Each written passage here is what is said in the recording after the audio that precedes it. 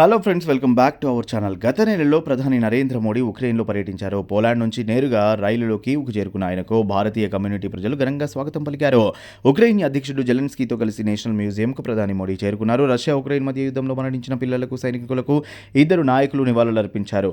ఈ సందర్శనకు సంబంధించిన ఫోటోలు, వీడియోలు బయటకు వచ్చాయి. ఇందులో ఇద్దరు భావోద్వేగానికి లోనవ్వడం కనిపించింది. పూర్తి సమాచారం కోసం వీడియోను స్కిప్ చేయకుండా ఎండ్ వరకు చూడండి.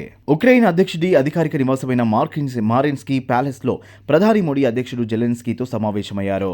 ప్రధానికి స్వాగతం పలికేందుకు మారిన్స్కీ ప్యాలెస్ను పూర్తిగా అలంకరించారు. కీవ్ పర్యటనకు మోడీతో పాటు విదేశాంగ మంత్రి జైశంకర్, జాతీయ భద్రతా సలహాదారు అజిత్ దోవల్ కూడా వెళ్లారు. అయితే రష్యా ఉక్రెయిన్ మధ్య కొనసాగుతున్న యుద్ధానికి ముగింపు పలికేందుకు ప్రధాని మోడీ ఉక్రెయిన్ పర్యటన దోహదపడుతుందని ఐక్యరాజ్య సమితి సెక్రటరీ జనరల్ ఆంటోనియో గుటెరెస్ ఆశాభావం వ్యక్తం చేశారు.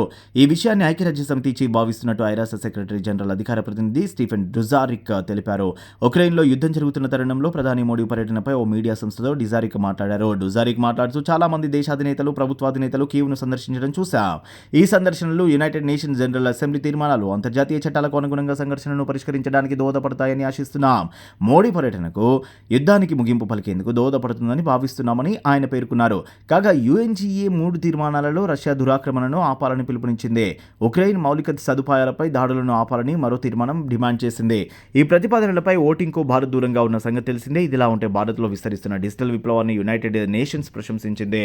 దీని ద్వారా గత 5-6 ఏళ్లలో భారత ప్రభుత్వం 80 కోట్ల మంది ప్రజలను కేవలం స్మార్ట్ ఫోన్ల వాడకం ద్వారా పేదరికం నుంచి బయటపడేసిందని ఐక్యరాజ్య సమితి సాధారణ అసెంబ్లీ అధ్యక్షుడు పేర్కొన్నారు.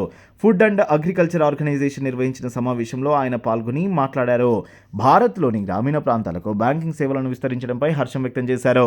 డిజిటలైజేషన్ అనేది ఓ దేశం వేగవంతంగా అభివృద్ధి చెందేందుకు కారణమవుతుంది. ఉదాహరణకు భారత్ని తీసుకోండి. గత 5-6 ఏళ్లలోనే స్మార్ట్ ఫోన్ల వాడకం ద్వారా 8,000 మిలియన్ల మంది భారతీయులను పేదరికం నుంచి బయటపడేయగలిగింది.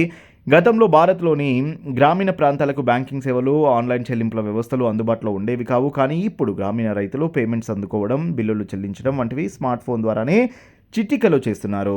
బ్యాంకింగ్ సేవలను సులభతరం చేసి దేశ ప్రజలు ప్రయోజనం పొందడానికి భారత్లో ఇంటర్నెట్ వ్యాప్తి ఎంతగానో తోడ్పడుతుంది. మిగిలిన దేశాలు కూడా గ్రామీణ ప్రాంతాల అభివృద్ధి కోసం ఇటువంటి చర్యలు తీసుకోవాలని ఆయన పేర్కొన్నారు.